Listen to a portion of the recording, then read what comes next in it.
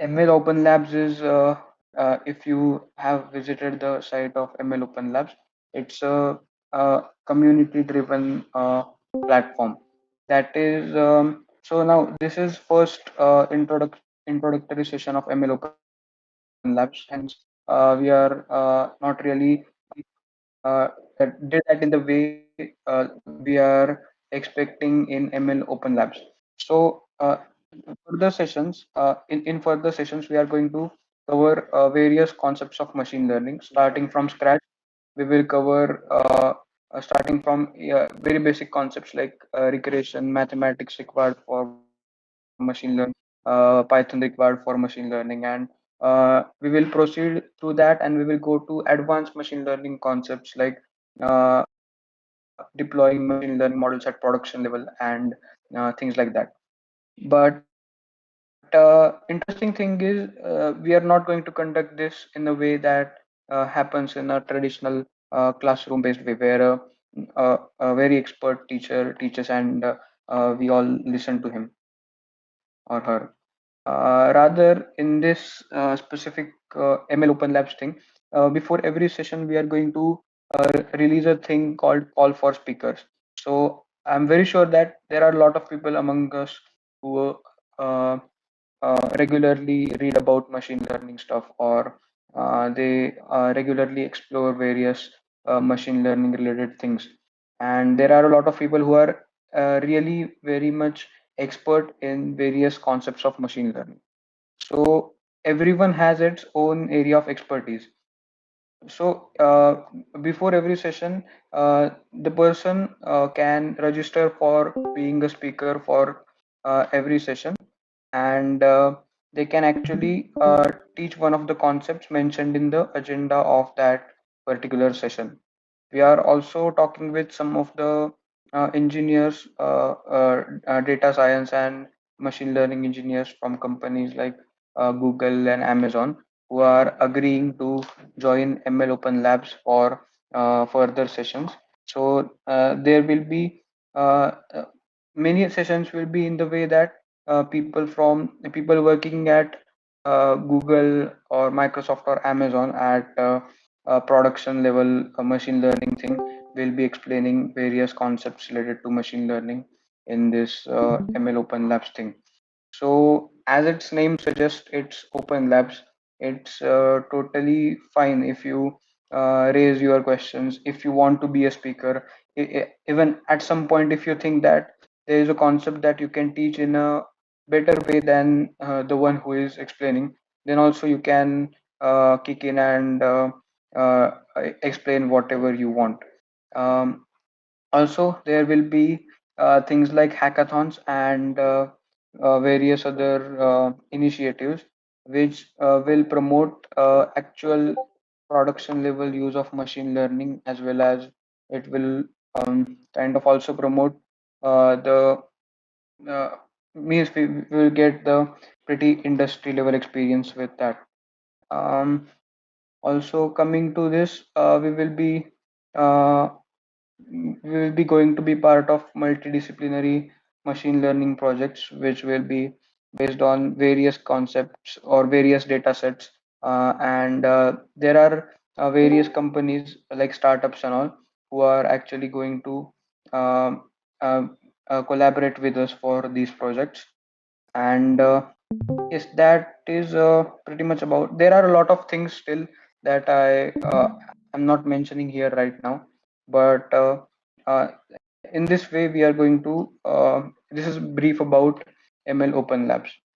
Um, Now I think Rohan can take over ML Open Lab this session.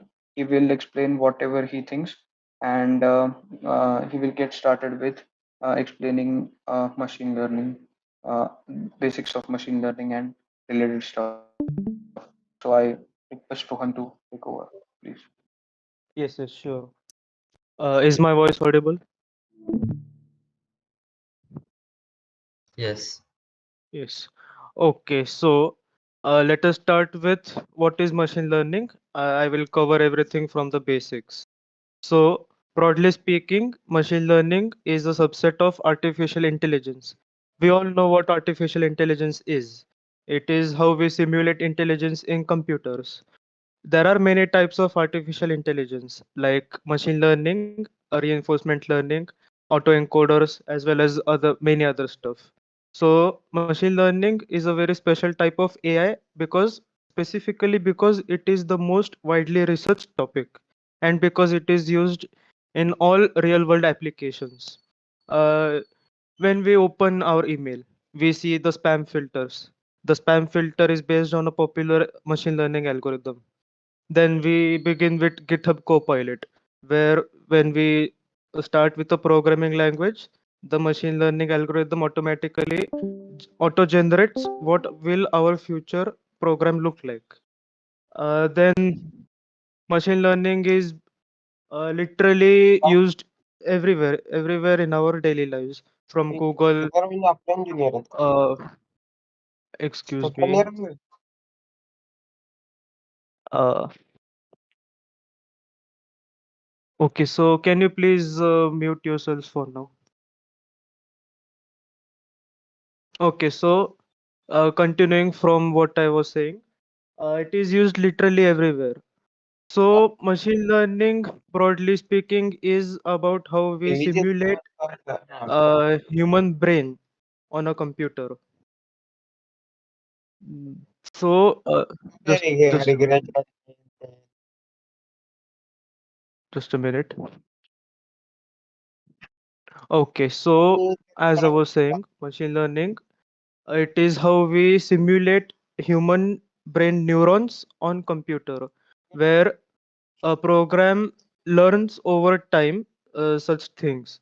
It is able to simulate reasoning, it is able to simulate everything. But all of this depends on the data set that it is fed, because machine learning is all about data. Without data science, you cannot proceed with machine learning.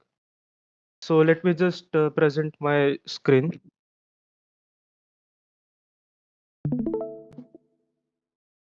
Okay, so I will begin with the basics of how to begin with machine learning.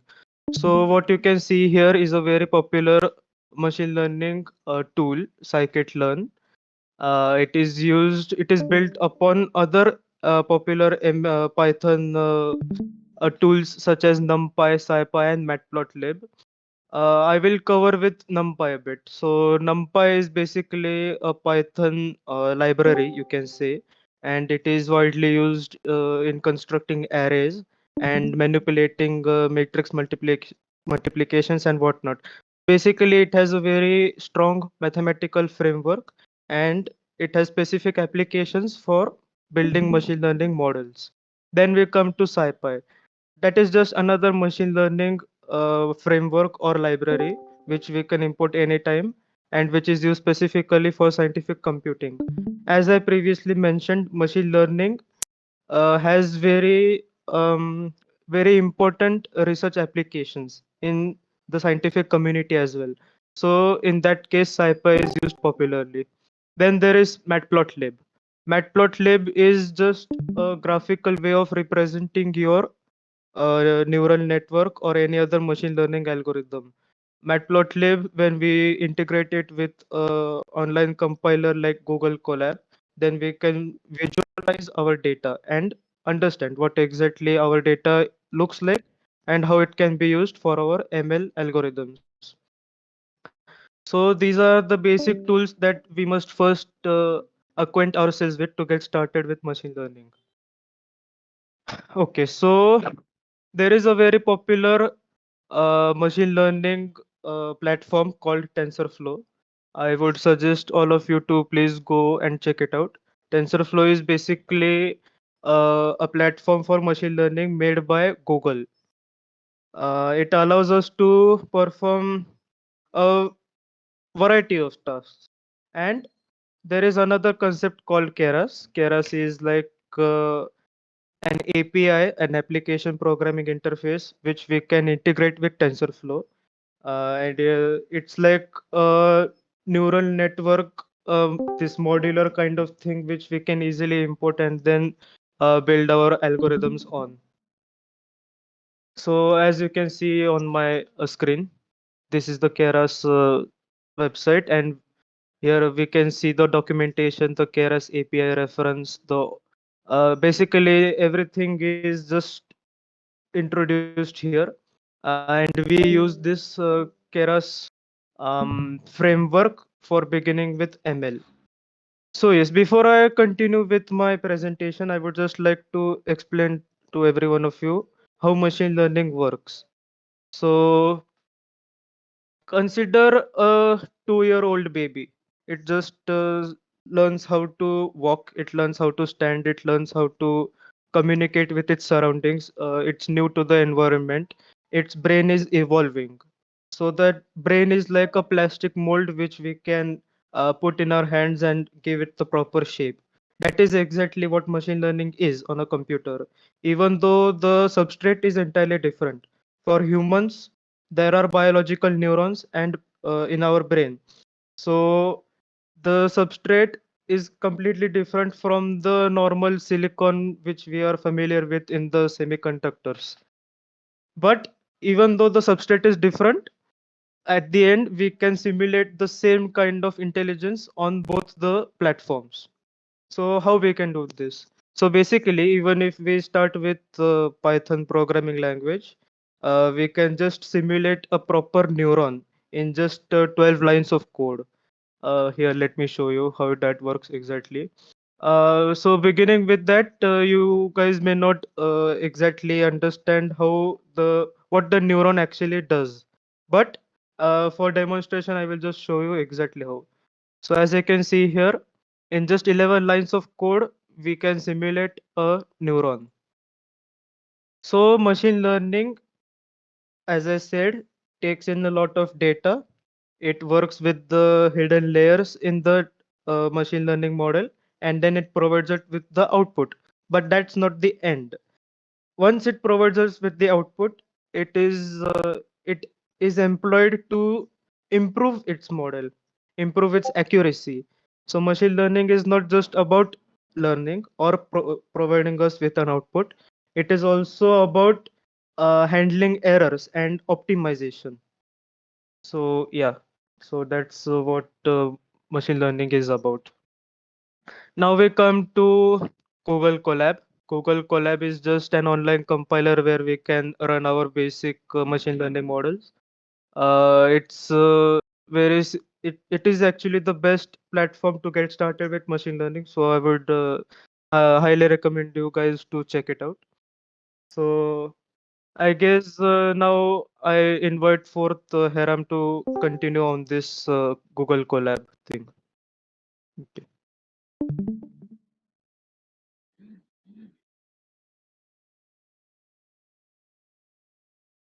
Okay, so let me share my screen first. Mm,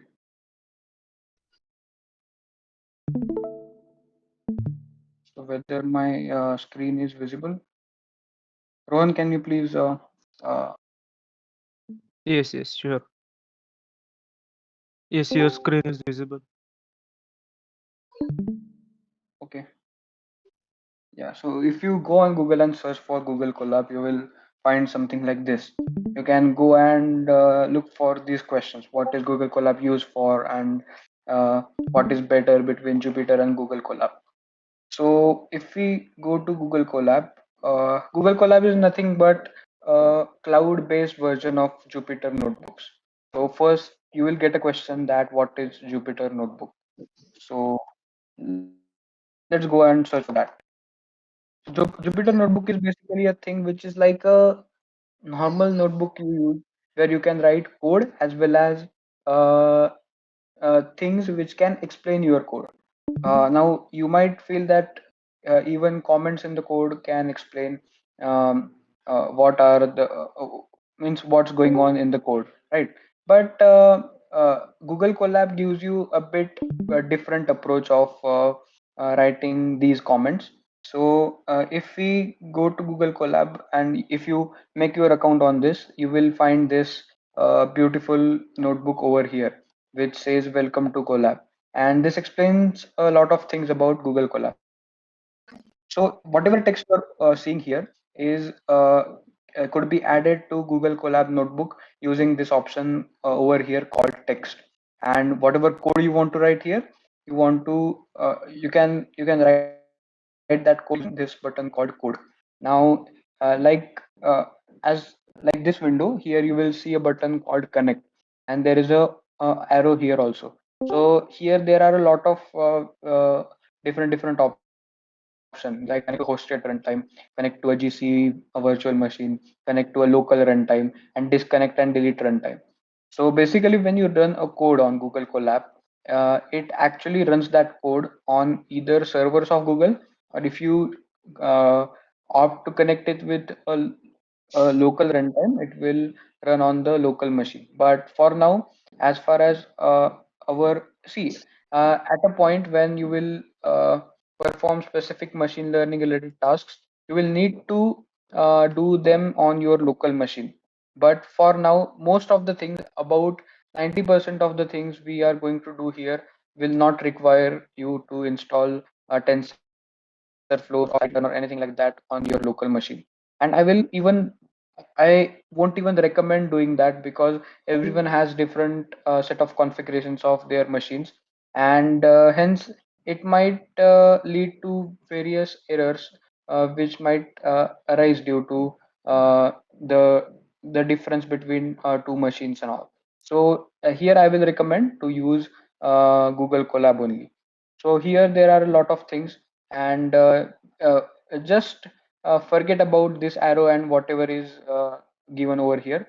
When you connect this thing, that your Jupyter notebook gets connected with a runtime which is hosted on servers of Google. So there are two types of runtimes you can actually opt in this Google Colab. Either you can opt in for normal runtime, or you can opt in for GPU, a more powerful GPU based runtime. So for that you will need to wait for a long time, and for most of the things right now we won't need that. When we will need that, we will discuss about it. Here you will also see that how many how much RAM is being used and how much disk space is being used. And if you zoom in and see over here, it shows that 0.97 GB of 12 GB RAM is being used. So whatever runtime is allotted to you has about 0.98 GB of RAM. Sorry, 12.68 GB of RAM available, from which 0.98 GB is being used, and you have 107 gigabytes of disk space available. And yeah, that's it. So here this is a notebook of welcome to Collab. You can watch these videos, and see now these are some features of Google Colab. You don't need to install anything on your PC. Google Colab is something that I won't recommend that, but you can even use from your smartphone also. So that is something that actually revolutionizes the machine learning for normal people. You don't need a high spec PC for running fancy machine learning algorithms. You just need to have a machine, or you just need to have a device which can run Google Chrome pretty well. If you have that, you can learn machine learning very easily. So as you can see here, if whether you're a student, data scientist, or AI researcher, Google Colab can make your work easier. Google Colab also have it also has paid versions, but for now we are not going to need that, because we are not going to immediately start dealing with that amount of uh, uh, performance and intensive stuff. One more thing, interesting thing, if you go here to change runtime type, you see here you can choose hardware accelerators. So there are three options, like none, which we are generally using. If you opt in for GPU and TPU, which you can do, which you should do only when you need it absolutely. TPU is uh, GPU is graphics processing, normal GPUs, and TPUs is a bit advanced version of that. We will come to that part later. And yeah, now we will come to part that how you can run code in Google Colab. So in this way, code is written. This is a block of code in this getting started thing. And if you press Control and Enter, or if you click on this small cell over here, this small arrow like thing, then it runs the code in that particular cell. Now, if we change the code over there, if we uh, uh, type print hello, then it does the same thing. And see, and now all these cells are interconnected. I have now see the pre-written code over here was seconds in a day, 24 into 60 by 60, and then it was printing seconds in a day. Now in this seconds in a week, this used variable created in the previous cell. So when I changed the code over here, it stopped. Uh, it couldn't fetch the value associated with uh, this variable, or it couldn't see that whether that variable is declared in previous cell. So in this was a very basic uh, uh, understanding of how you can use Google Colab. So this is a welcome to collaboratory notebook. I will show you how you can get started with your own first notebook. So if you go to file over here, you can click on new notebook, and this will create a new notebook for you. Um, yeah, once it gets created, you can name it for here. From here, you can, let's say we name it as test.ipynb. Ipynb is a extension for Jupyter Notebook, and here you can write whatever code you want. You can you can write anything starting from print hello world to various advanced level machine learning programs. One more thing you will notice here is when I was here, I connected to a runtime, and this runtime is connected now also. So when I created a new notebook, there is a disconnected runtime over here. So every time you switch to a new notebook, you need to connect that to runtime. So you might be confused about what these things are, what is runtime, and let me give you a very rough idea about how these things are going to work. So this is a, uh Jupyter notebook, and when you write a code in this Jupyter notebook, and you, let's say you click run over here, the code runs in the servers of Google Cloud. Google Cloud has its servers somewhere in California, let's say. So whatever uh, whatever processes which happen when you run this code, the compilation, the interpretation, and all that happens in a cloud. So whatever configurations you have on your a particular machine, they don't even matter, because whatever is going to happen in cloud servers of Google, and they are pretty much capable. So you don't need to worry about whether your PC will be able to run this thing, or whether whatever we are going to cover in this ML Open Labs thing, whether you can able to do that with your whatever machine you have.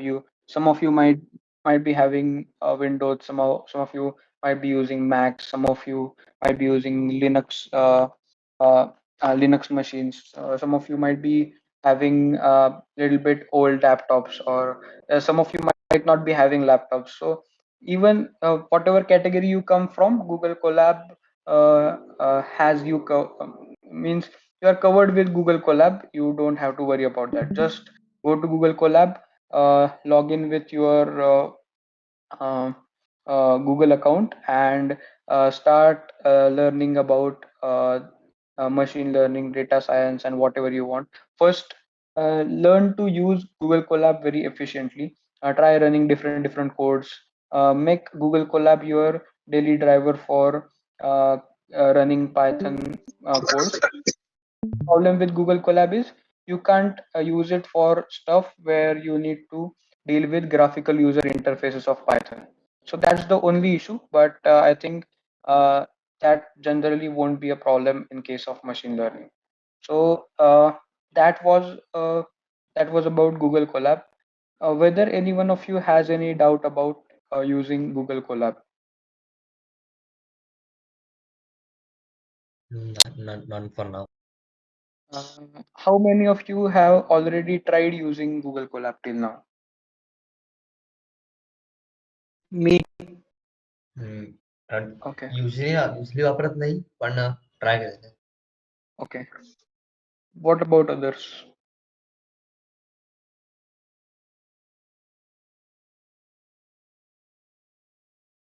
Okay, so even if you have any doubt when you will try Google Colab, you can always contact with us. You can ask on any of the code PVG groups or even on this Discord server.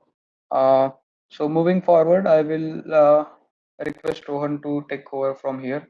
And please let me know if I left anything to cover related to Google Colab. Okay, is Google Colab language specific? Yes, Google Colab currently only as means as per my knowledge, it only supports Python. I'm not sure about whether it deals with R and other data science related languages also. But yes, I think it is only specific for Python.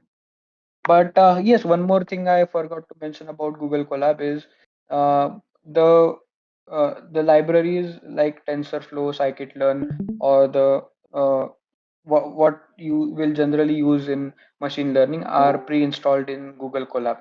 So when you go to install that on your local machine, at least TensorFlow, you will need to go from a lot of technical stuff. You will need to configure your GPU using CUDA and various other stuff. You don't need to deal with all that mess if you use Google Colab. So that's something that is a big benefit if you use Google Colab. Uh, Anyone else has any question?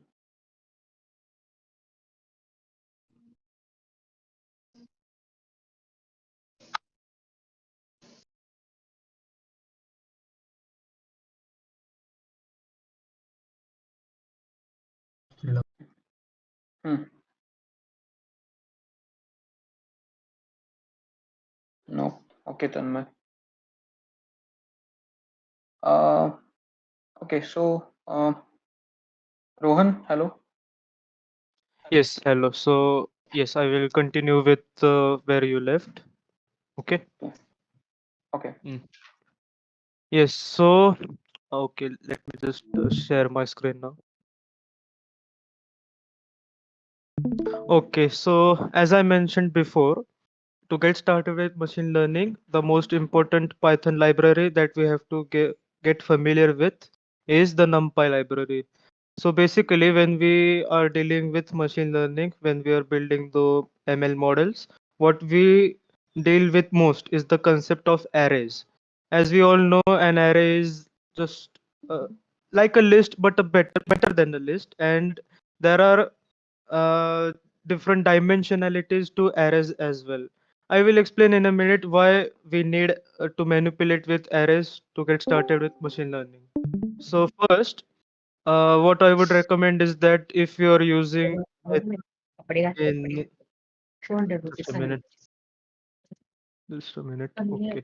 So, as I was saying, if you use Python on a regular basis in Visual Studio Code, or even as Heram mentioned, if you go on Google Colab, the first thing that you will need to get yourselves familiar with is the concept of arrays and NumPy.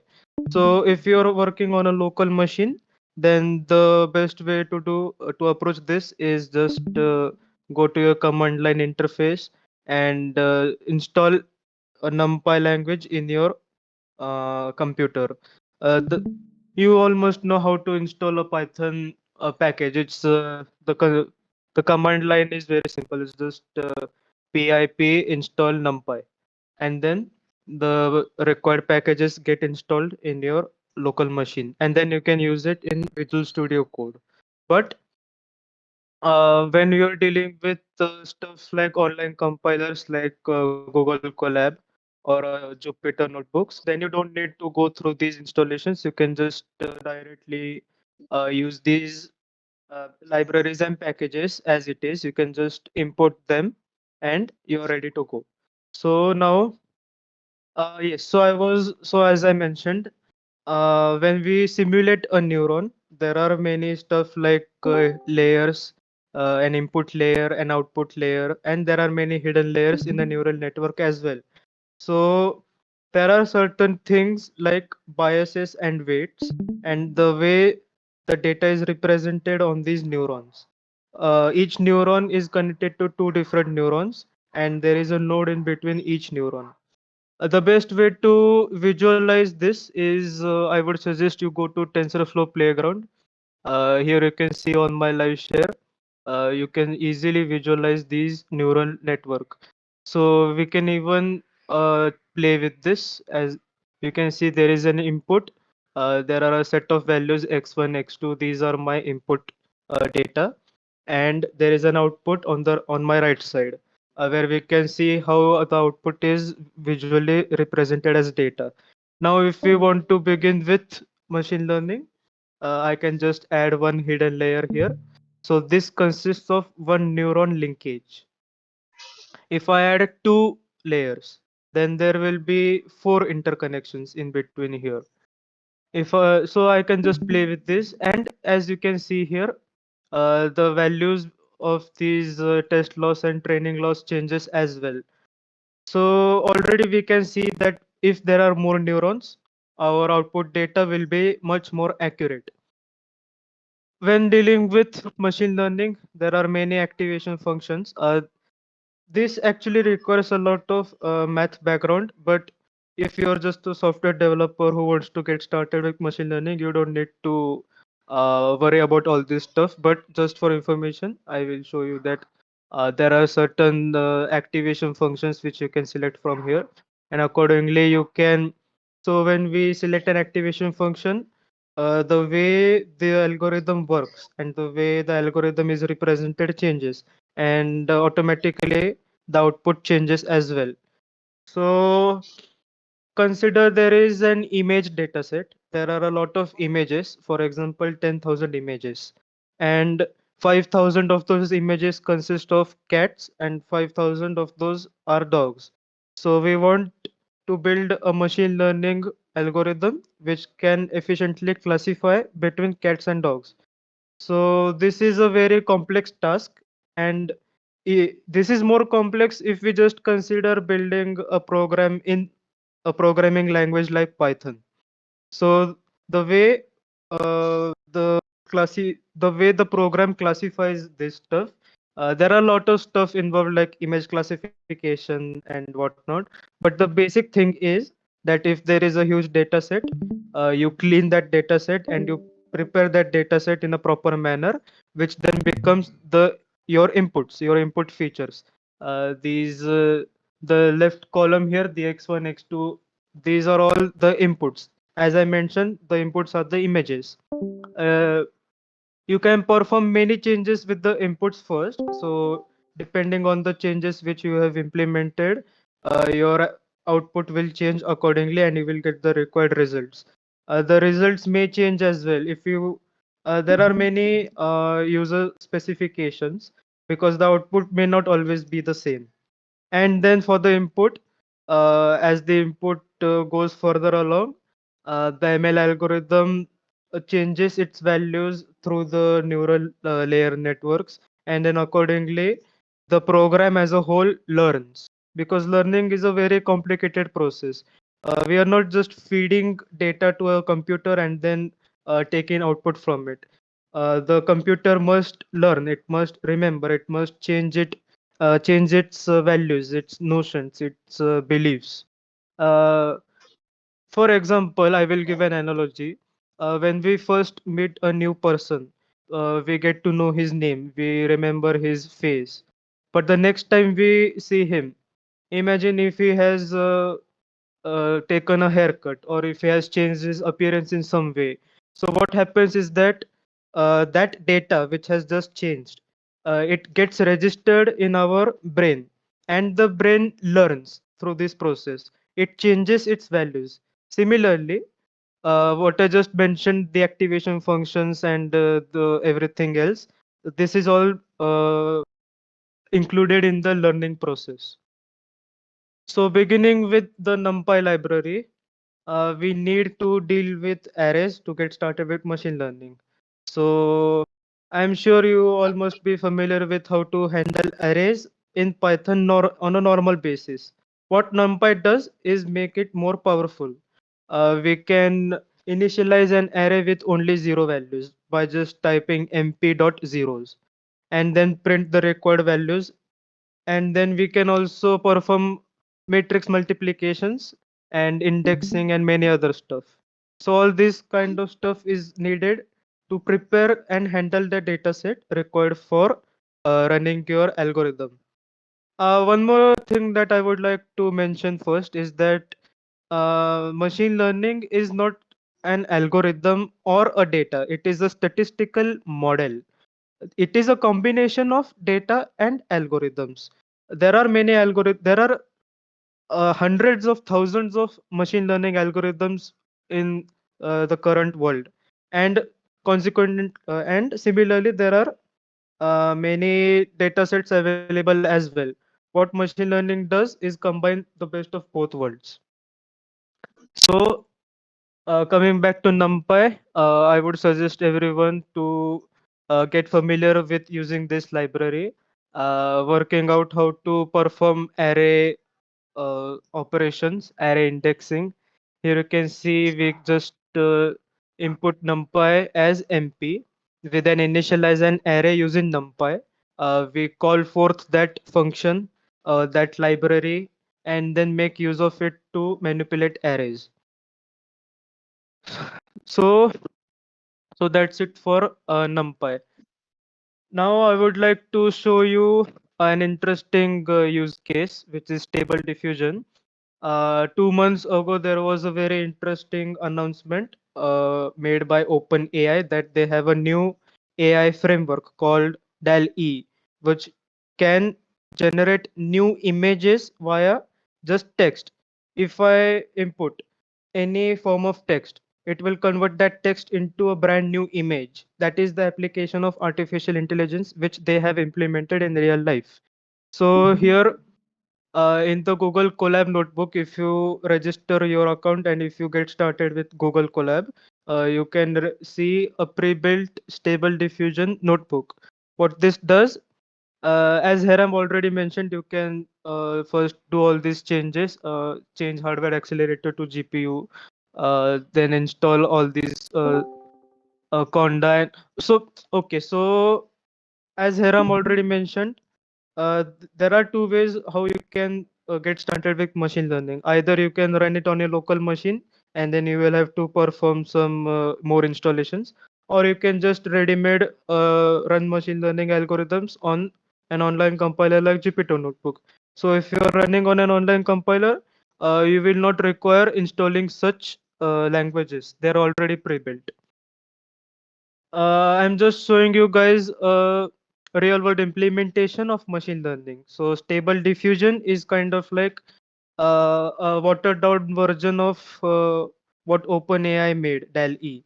And if you want to play around with machine learning, I would suggest that the best way to get started is by referring to the stable diffusion and trying out your own program. So yeah, that's it. As you can see, this is an image that was generated by a machine learning algorithm. It is not painted by a human. It is completely made and generated by a computer, or rather a computer program that knows how to learn and adjust with the data. So yeah, that's it. And one more thing, before I give this to Heram again, there is a website called Kaggle. Kaggle is like this an online competition platform. It is the best platform for machine learning competitions. So anytime you want to play around with machine learning, you can get started with Kaggle. Just as there is a platform to play around with DSA, like HackerRank and CodeChef, Kaggle is the best website to get started with machine learning. There are many competitions available here. Some of them are free, and some of them you get prizes if you write the best ML algorithm. And even in Kaggle, there is a pre-built Colab type notebook where you can run your programs as well. And Kaggle is also the best website for dataset collection. Literally, there are millions of datasets of each and every kind of variety that you can find on Kaggle, and you can just import those datasets easily in your Colab notebook, and then run a machine learning algorithm, and voila, you're done with it. So yeah, that's it. And now I will invite Hiram to continue this session.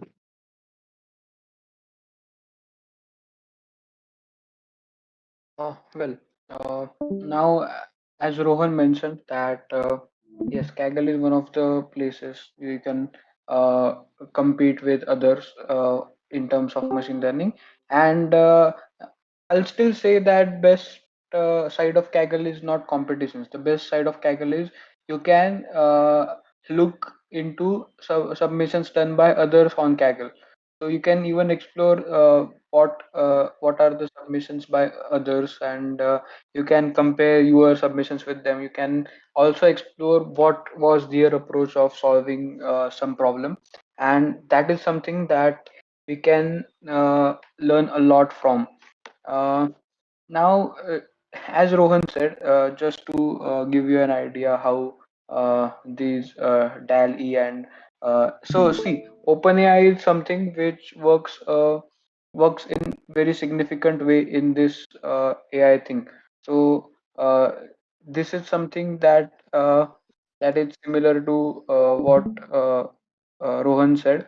This is a interface of DALL-E where we can put any image caption or description over here, and it generates image based on that. So here are some images rendered by DALL-E, and we can also uh, uh, make, let's say, make the images, whatever images we want from the caption we have.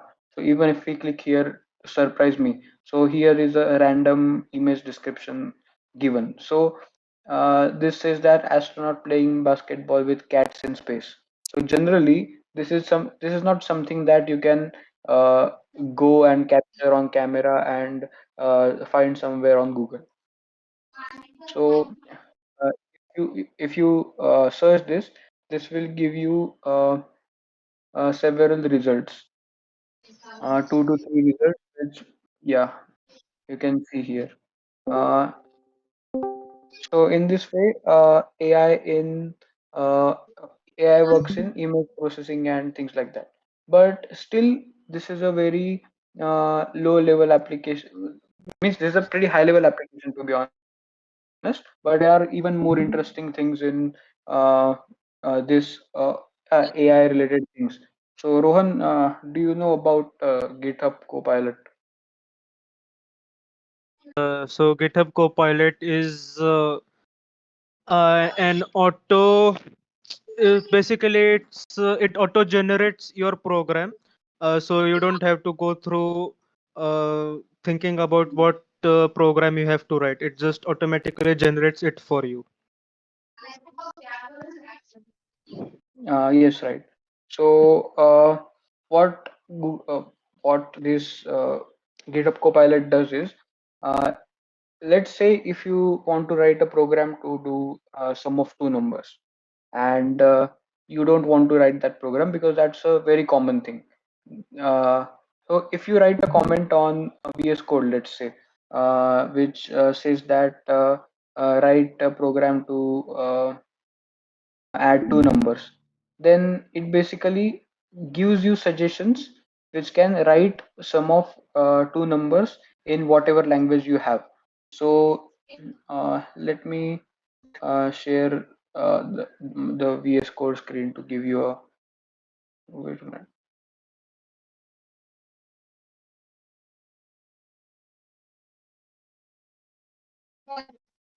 Till then, Rohan, tell me some description which I can use to uh, uh, write a code about this, using this GitHub Copilot. Okay, sure.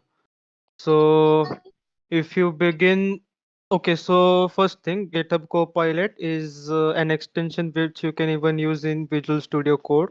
And anytime you write a program in whichever and whatever language you want, you can just begin with writing the code, and GitHub Copilot, what it does is that it automatically generates what you were going to write in future.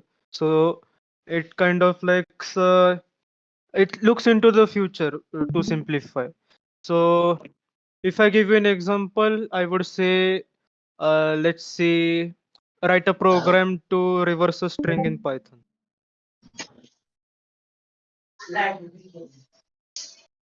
Hmm.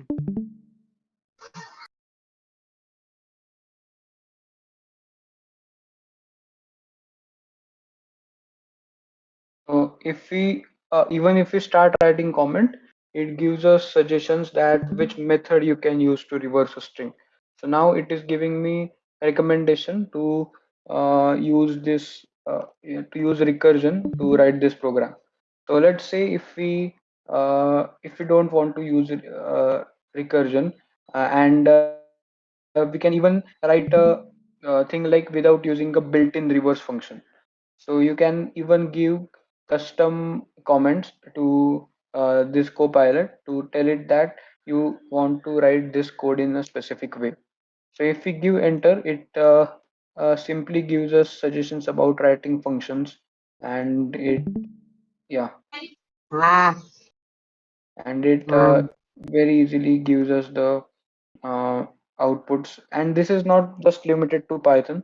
This gives suggestions related to any language. So as we have written this function, we see now see this has used the uh, function which generally does the string manipulation in Python. Even now, if we change this code and write here using recursion, it will give me a code which reverses a string using recursion. Now see here, reverse function is used again. That is, this program uses recursion. Now if I uh, write this program further, then yes, now see here also this code did a very small mistake. Even though it is a GitHub Copilot, it learns in a similar way as we learn. It searches through millions of programs available on the internet, and it makes its predictions based on uh, those programs. So now, can anyone tell me what is mistake in this program?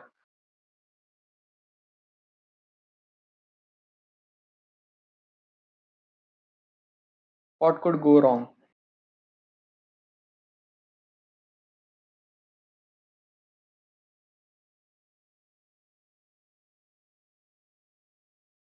Tanmay, what are your no semicolon Python doesn't care about that. It's not related to syntax. It's a bug, you can say.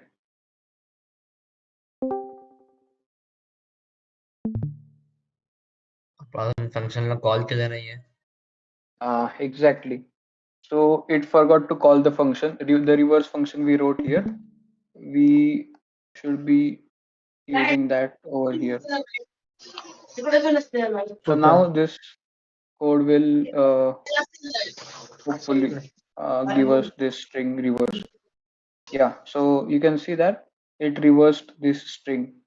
So this particular example was a very prime example that how how machine learning models, or whatever deep learning, machine learning, complex ML models we write, also think in the way humans think. So there are many people who generally forget to call a function after writing that in the main program, and there uh, there might be cases on the internet where people have their programs on the internet where they forgot to call the function. And in this way, this was a very rough idea about how machine learning is being used in programming. So we can even write any other codes and generate outputs from that, or get code suggestions for these. Rohan, do you have anything to add? Okay, so an example for another program. Okay, so yes, I would like to add one thing. So as Heram already mentioned, GitHub Copilot is a machine learning model, but specifically built for assisting programmers. So just to give you guys a scope of how big it is, the GitHub Copilot consists of approximately 50 million parameters. Uh, you guys might not know exactly what do we mean by parameters, but just imagine 50 million individual data points, and we use that immense collection to generate more programs. There are millions of hidden neural networks as well. The neural network which I just demonstrated to you guys. So there are like millions of all these parameters and features working forth, and all of this is operated on the servers of OpenAI. So yeah, that's it.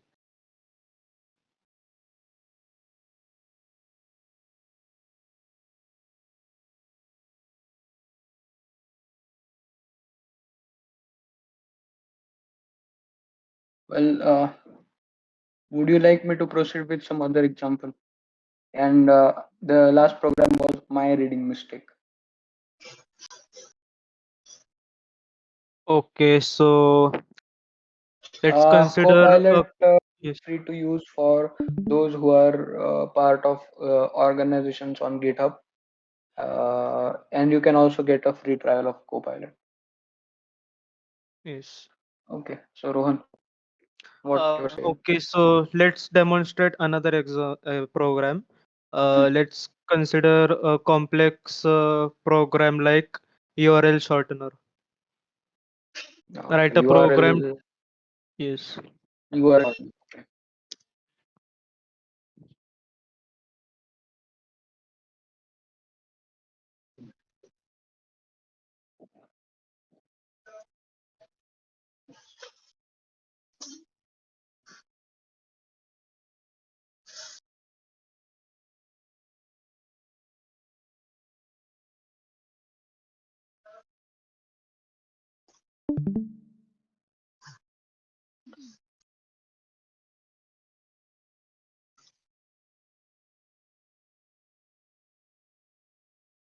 Yeah, so it has written it now it has used a library called PySorteners, and it uses tiny URLs function from that a short function from PySorteners, and it takes URL as a input from us, and it gives the output in form of tiny URL using this code. So one more use case of GitHub Copilot or AI tools like this is if you want to write a program specifically. Now URL shortening is one of the things which many platforms need to use, but you don't know that how much Python libraries exist on the internet right now. So you can't go around and learn every Python library out there. So when you use tools like GitHub Copilot, you can very easily get to know about what libraries you can actually use to write programs like this. So now let's try running this. Uh, let's see if it works. Now, if we enter any URL, let's say, let's take URL of our Discord, uh, and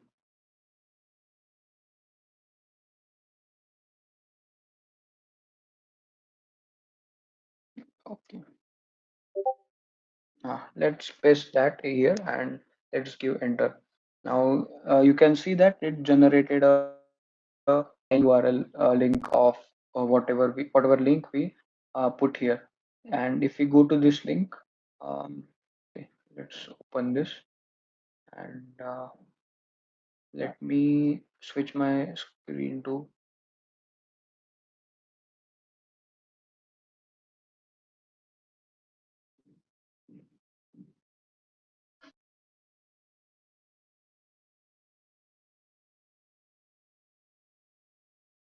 yeah. Now if I click here, it says open, and yes, it says Discord app launched, and it takes us to uh, our Discord server of CodeVVG.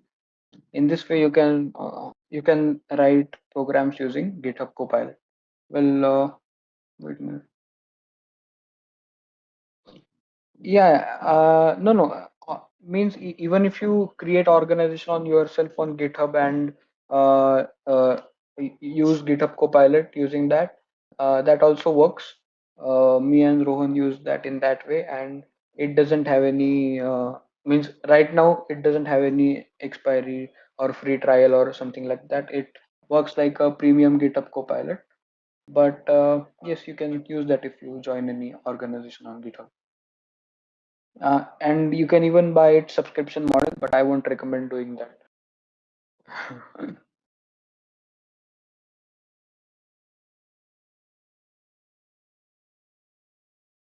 So Rohan, I would recommend you take over from here and let me know if I have missed on anything. Okay, okay, sure. Uh, Just yes, so Heramb, can you just please take us through what were your plans for this online courses on ML as well? Well, so in the coming sessions of ML Open Labs, we are going to see now we need to have a wireframe structure for this. We can't take any all the sessions in a clueless manner. So we need to plan them in the way that it will give you the maximum productive 1 or 2 hours, whatever you are going to give in these sessions. So we are going to refer to a so now there is a certification of TensorFlow. If you search for TensorFlow developer certification in on Google, that is a beginner's certification Hmm? from TensorFlow. And Oh, if you if you check these certifications out, you will you will see what things related to machine learning you need to cover for getting started with this TensorFlow developer certificate. So uh, uh, the things we are going to cover in the coming sessions of ML Open Labs are going to be based on a in 2 to 3 online resources. One of them is this Udacity course, which takes us through introduction to machine learning, your first machine learning model, neural networks, transfer learning, time series forecasting, and it goes to natural language processing and TensorFlow Lite, which is something which you can use to make Android applications using machine learning libraries like TensorFlow. Uh, Apart from this, we will take reference from a Harvard's course. This is a Harvard's course called CS50 AI, which is free to cite for everyone, or which is free to teach for everyone, which covers various things required for artificial intelligence as well as machine learning, which deals with search techniques of machine learning, and it goes towards optimization, neural networks, and similar things. So this is one of the things we are going to refer to. And also TensorFlow has some of the libraries which some of the Jupyter note TensorFlow has some of the Jupyter notebooks which we can actually use to uh, which we can actually use to learn whatever we want. uh, the screen is visible, right? Okay. uh, so let me give you an example of how these Jupyter notebooks work. So here you can, if you go to TensorFlow's website, and yes, I will also recommend you to go to websites of all these libraries.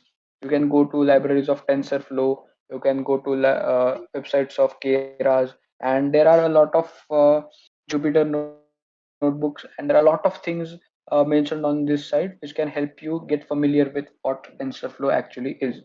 Going here in the learn section, you can see things like introduction, TensorFlow for JavaScript, TensorFlow Lite for mobile and edge devices, and also you can learn about production level TensorFlow for which has a enterprise level things. So now if we go to introduction to TensorFlow, uh, here you can see various aspects of TensorFlow, and uh, uh, it starts with preparing and loading data for successful ML outcomes, building fine-tuned models for with the TensorFlow, and deploying these models on cloud, and implementing ML ops. So this is something which actually takes you to the whole development cycle of machine learning.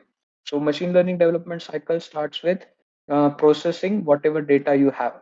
So when you get data from any source, generally many times data which we get from Kaggle or data sets like MNIST and all have pretty much processed data. But when we get data from other sources, or when we get non-processed data sets from Kaggle, then we need to process those data sets. We need to clean that data. We need to remove the parts of data which we don't want. There are things like outliers in the data which might uh, affect on the efficiency of our uh, the training of our ML model. And so that for that we need to first process the data before actually feeding it to the machine learning model. After that comes a part where we need to build and fine tune the uh, this is like build and fine tune models with TensorFlow ecosystem. So TensorFlow has a lot of tools uh, which we can use to use neural networks, normal, very basic machine learning models, like models which use regression or algorithms like KNN and all. There are a lot of things. There are also some pre-trained models available. So we will learn to use all these tools, as well as we will learn in depth that how these tools actually work. And it is very important for us to learn about how these models or how these tools of TensorFlow works, how these tools work under the hood. Because of if we know that how those tools work under the hood, we will be able to get more sense on which tools we should use at what time.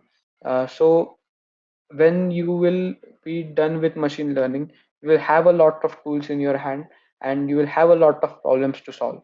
So you need to learn about learning about combinations of where you can use which tools, or whether you can more efficiently solve a problem using a combination of multiple tools.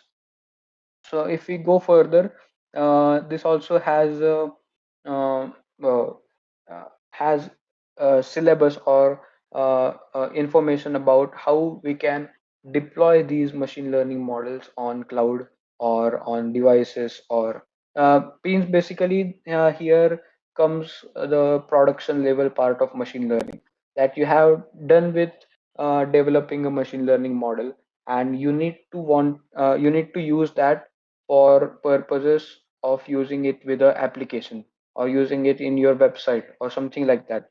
Here that part starts, that how you can use it with cloud, how you can use it with JavaScript, or how you can use it with other other languages like Java and Android development like things.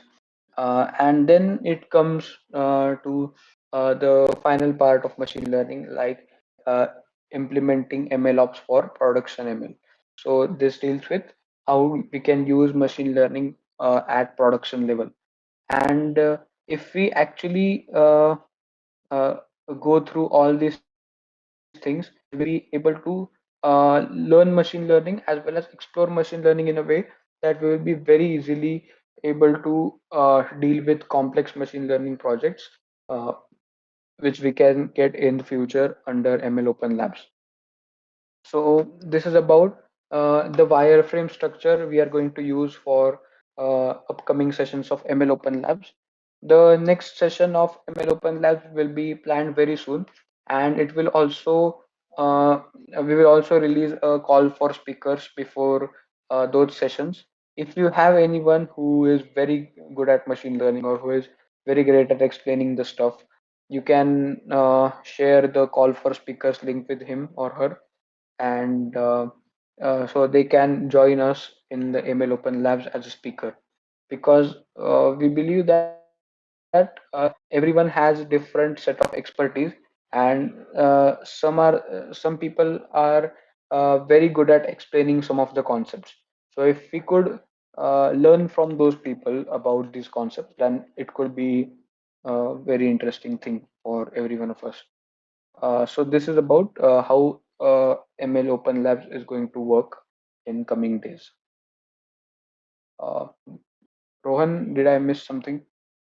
No, no, it's yes, you covered everything. And yes, so now I will take over. Hmm. Okay.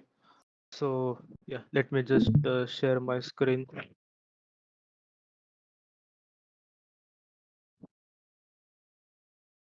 Okay, so now I will continue with the basics of machine learning and how we can visualize the data set and how we can use machine learning algorithms. So before I start, I would just like to tell you guys the difference between the traditional programming and how it is different, how machine learning is radically different from the normal programming that we are acquainted with. So, so consider that the traditional approach to programming, we study a given problem. There is a problem that we have to solve. Then we write rules for it. We define functions. We define methods. We define instruction sets in if else statements or for loops. We employ every kind of programming aspect that is capable, and we write rules for it. Then we evaluate, and then we get our outputs. We analyze our errors, and we iterate that process again to get the required output. So this is the traditional approach to programming. What machine learning does different is that we study the problem, then we train an ML algorithm, and that ML algorithm is fed with lots of data, and then the output is generated as a result. And then whatever errors are there, it is iterated back, and incrementally that ML algorithm improves. And this process of improvement is nothing but learning. That is why we call it machine learning. So now I will begin with how we handle data sets. So as you can see on my live share, we have the Kaggle data set here. I would recommend each and every one of you to go through this Kaggle website again. So as you can see this is the trending data sets, fast food restaurants in United States. If I click on this, we can see a complete description of the data set. They have given us how to use the data set. They have given us the applications and research ideas. And as we can see, a data set consists of a column and its description.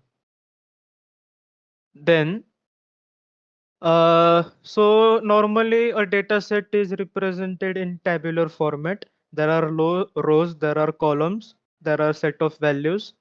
Uh, each and every data value is relevant to the machine learning algorithm, and as we feed it, we come to realize which data is the most valuable, and accordingly we can make changes. So here we can see, we can easily visualize the data. We can see that there are over 9,000 unique values. So these are just values related to the fast food restaurant. And as we can see, we can plot these values and data set using graphs as well. As Heramb already mentioned, we can import libraries in Google Colab, And the best library for visualizing the data is Matplotlib. So Matplotlib is like a built-in library in Google Colab that it's similar to Python, this graphical user interface, and it's inbuilt in the web application itself. So we can easily visualize what kind of data we are dealing with. We can create histograms, we can create the XY coordinates, and we can track the changes in our data. So now how to visualize data exactly. So as we can see, we can plot our data sets using these graphs, and there are many other things as well. So as you can see, these are individual data points, and these line graphs that you can see, this is our algorithm or the values that our algorithm is manipulating, and it is trying to get as close to the data set values as possible so that it can accordingly learn. These are uh, some high level stuff that we will cover in the next sessions as well. But I'm just taking you guys through how machine learning exactly looks like. So for now, just you can see how we can plot our data set, and how we can use these visualization tricks to get familiar with machine learning. Okay, so another thing that I forgot to mention is that along with NumPy, there is a thing called pandas in Python. Pandas is like the best data frame library or system which you can import in Python, and you can use it for dealing with data sets and visualizing data sets in an efficient manner. So as you can see here on my screen in the Google Colab notebook, there is a pandas data frame tutorial. So here we can see that just using this data frame library, we can, as I showed you, we can visualize these graphs using the pandas data frame. And after we visualize the data, we can then get an understanding of how to use that data and which algorithms to use for that data. So for example, if I can see that my data is sort of like a cluster. So automatically I will use a clustering algorithm for machine learning. I will not use some other stuff. So in short, getting to know about our data using visualization is necessary before we get started with machine learning. Now, actually, there is a lot of time left, so I want to start with just the beginning of machine learning. So I will start with what supervised and unsupervised machine learning is. So supervised machine learning is sort of like when we feed data to an algorithm, we feed the data using labels, or rather we feed the data along with labels so that the algorithm can efficiently know what it is dealing with, and accordingly it can make predictions. So as you can see, this is supervised learning. Here you can see that input data is there. We feed it to the model and it makes prediction. But instead of that, if we use supervised, then we take the data, we feed it to the model along with labels. We put labels on a particular data that this is an apple, so that the model learns in a faster manner. Unsupervised learning is common as well, but it takes more time or it takes more effort to implement. The best example I can come up with for supervised learning is the spam filter in our email accounts. So when we receive emails, there are certain labels like certain wordings, like you have won a lottery, which we can easily tell is a scam, because all these email that begin with such wordings are always scam. So a machine learning model, it can see that the email starts with the lottery word, and that lottery word will be its label. And so it can make efficient predictions that yes, it is a scam. So it will efficiently filter that spam. And yeah, so that is how spam filters work. And then once again, we have supervised machine learning here. I can just see that I'm demonstrating it to you guys in a graphical manner. we have the labeled data. That label could be anything ranging from text format or a numerical format or whatnot. And when we feed that data to a training model, that model will efficiently know what its prediction should look like. And then it will provide us with the required output. Uh, did I miss anything, Hiram? No, no, perfectly fine. Yeah, nice. Okay. So can you just suggest me what else should I continue with, or you can continue with this point fourth? I think you can continue with unsupervised learning if you want. Unsupervised learning. Okay, so unsupervised learning is like a more complex version of machine learning. It's much different than supervised learning, such that we don't feed the ML model with data sets that are labeled. They are unlabeled. So the ML algorithm has to come up with predictions and values of its own, which is harder. But there are certain use cases where unsupervised machine learning is Rohan, excuse me. yes. Your voice is a bit, it's bit fluctuating. Uh, Okay, okay, okay. So am I Now it's audible now? good. Yeah, no, no. Okay. So before I continue, there are some things that I would like to share as well. So yes, so machine learning, as I mentioned once again, is all about data.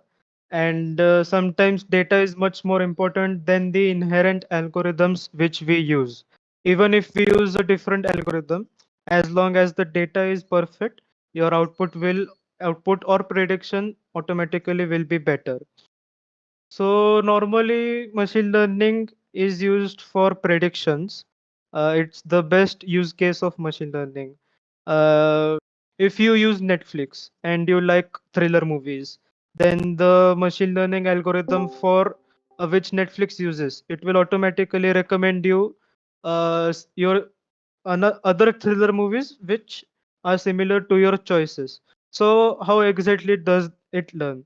So for this, it will not use a supervised model. It will use unsupervised because it doesn't need labels to tell that you uh, like something or you don't like something. It just recommends you what should be your next choices. So it doesn't need labels as such.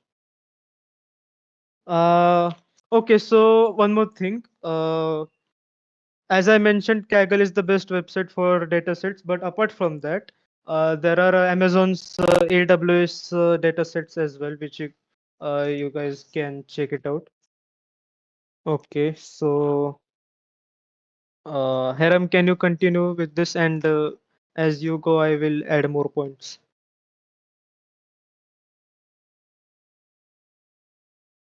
Just wait a minute. Oh.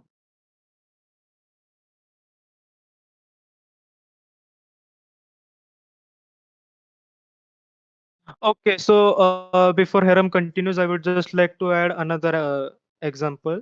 Uh, Previously, I mentioned that if you have a huge data set with 5,000 cat images and 5,000 dog images, so in this case, there won't be labels which are in text format. You won't join image files with text and then feed it to the ML model.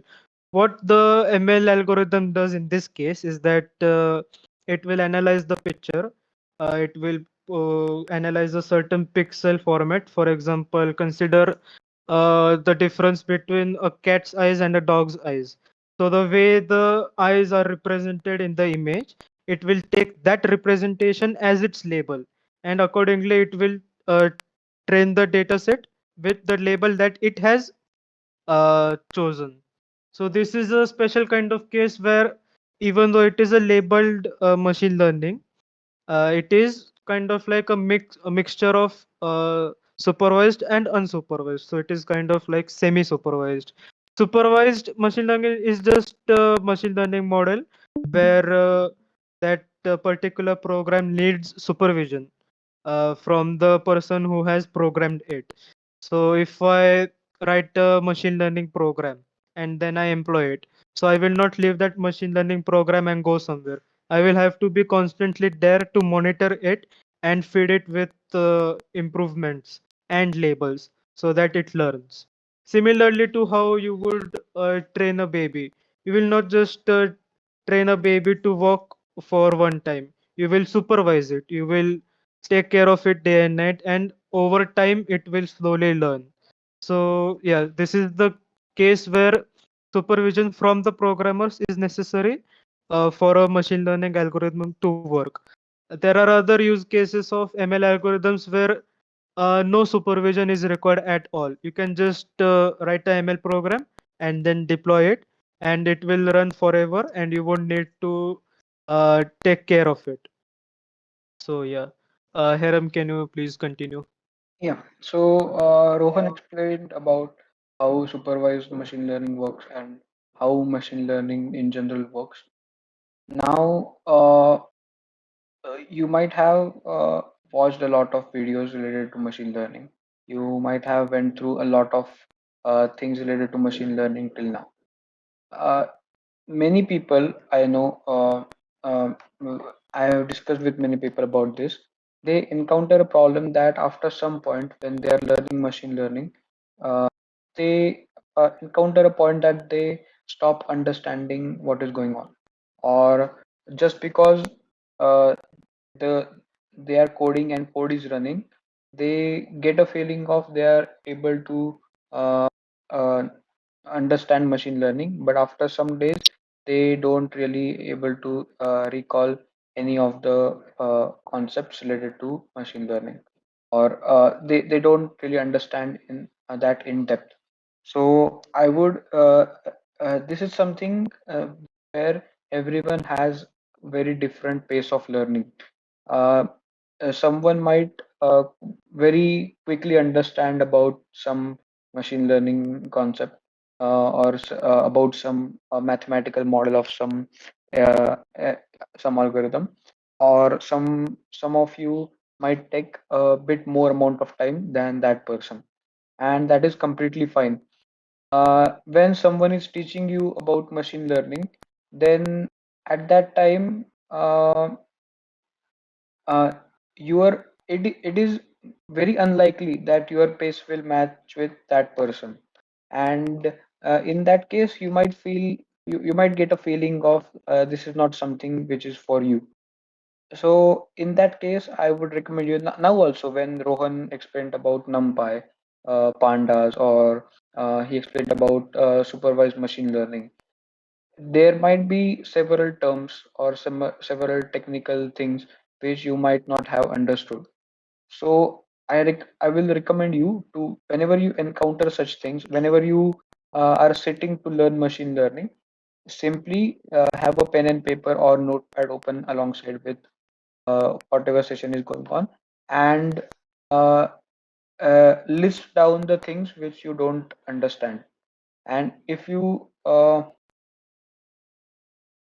Okay, and if you really do that in this way, that if you list the things you don't understand, and if you go through those things from the internet, there are a lot of interesting resources available on YouTube, as well as you can also anytime discuss whatever difficulties you have on Code BVG's Discord or WhatsApp group. There are a lot of knowledgeable people available on those groups, and you can obviously search internet for that. But if you don't skip any concepts while learning this ML things, or any algorithm or any concept, then it will be very beneficial for you, because whatever coursework is designed, or we are going to refer in the coming sessions of ML Open Labs, uh, are some things which are written by or designed by very uh, highly intelligent or highly skilled people in these domains. We are means even the TensorFlow or Keras notebooks which are available for learning these libraries are written by the founders of TensorFlow and Keras. So those are actually very high level documentations which we are going to refer to in future. So even if you don't understand any concepts in today's session, I would recommend you to list down those concepts and ask those concepts to someone who is familiar with ML, or can simply do a Google search about that. And that would be a very good way to get started with machine learning for anyone.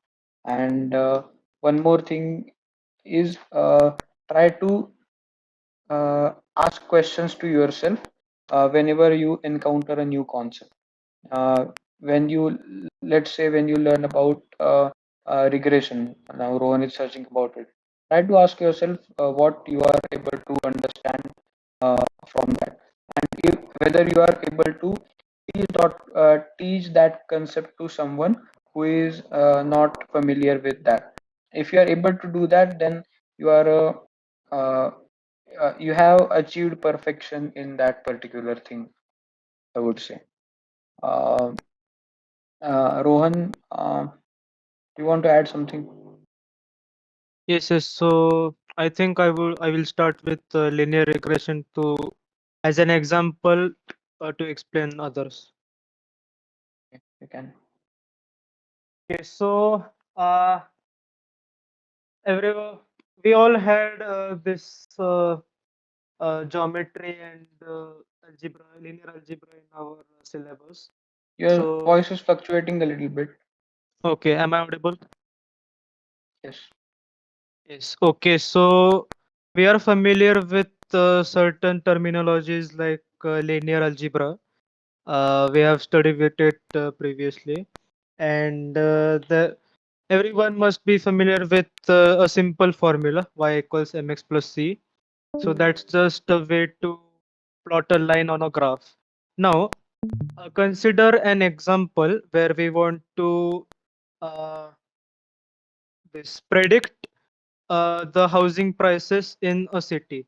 So there are how you consider there is a city like Pune, and there are houses available for buying, and the prices change in accordance with the location of the area.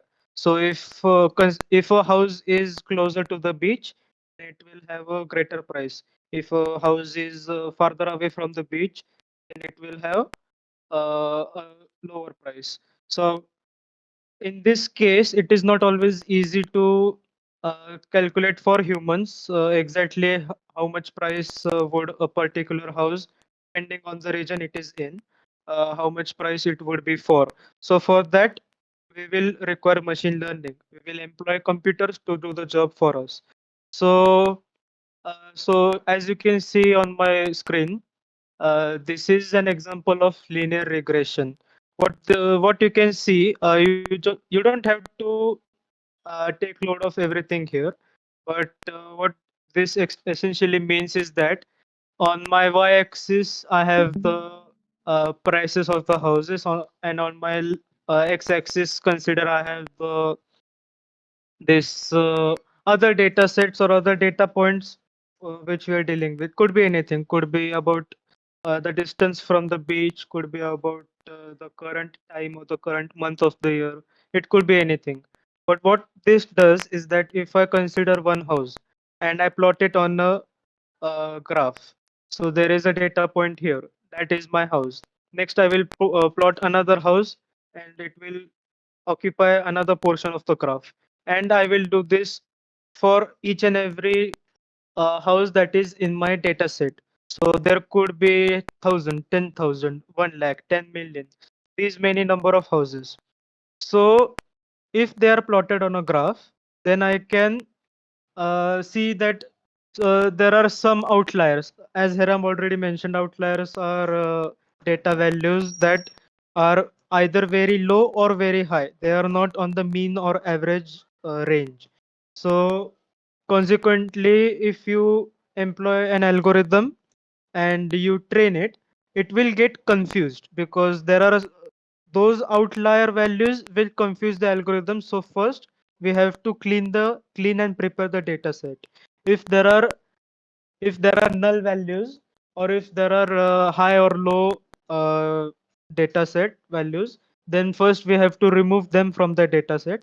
Or if there is a null value or a zero value, then we remove that zero value and just add the mean or average of the other data values. And so linear regression is the most simple form of machine learning algorithm which we'll get started with first. So as the name suggests, linear is just a line. So if you plot the data values on a graph, and you can see that on average the data set forms a line, and you can employ an ML algorithm to train it on that data such that the values of those data progress in a linear fashion. It doesn't change like a polynomial function.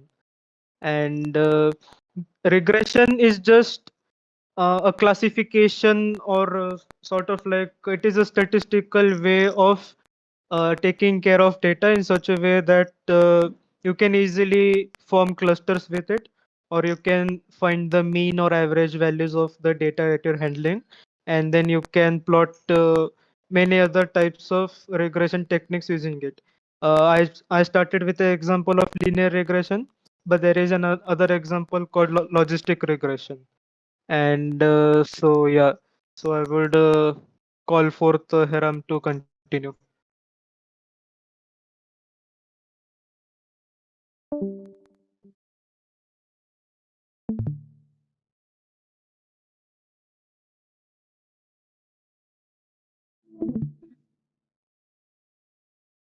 Heram, are you there? Yeah. Excuse me, I missed last 2 3 minutes. I was having some internet issues. Okay, so I just covered linear regression, Yes, and yes. now Mm. could you please continue with whatever you think we should cover now? Yeah, I think it is enough for now. Uh, just to many of you might have got idea about what ML Open Labs actually is, and we will share more details about that in very shortly.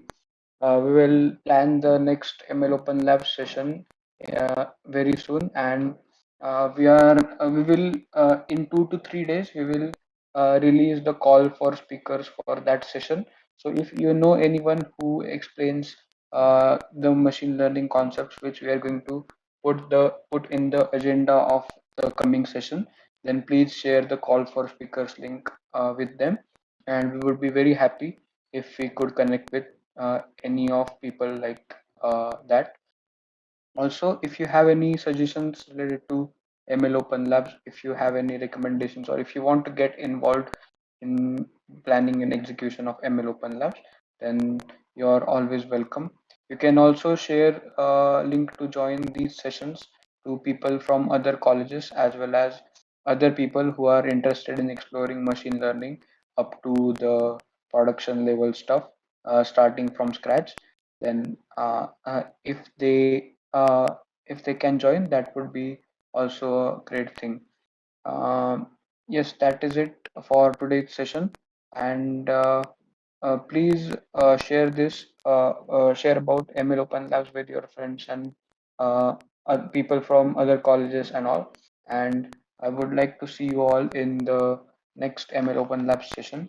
Uh, Thank you very much for joining in on the Saturday morning.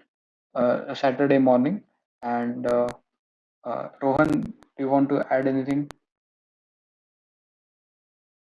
No, I think we are covered for now, and yes, we will cover the next topics in the next week. Yeah. And one more thing, we didn't mention, I think, that uh, in course of next 3 to 4 months or 2 to 3 months, let's say, we will cover almost all the concepts which you will require for preparing for TensorFlow's developer certification in ML Open Labs. And if call for speakers goes calls for speaker go well, then we means they are obviously going to go well because we are already in touch with a lot of people.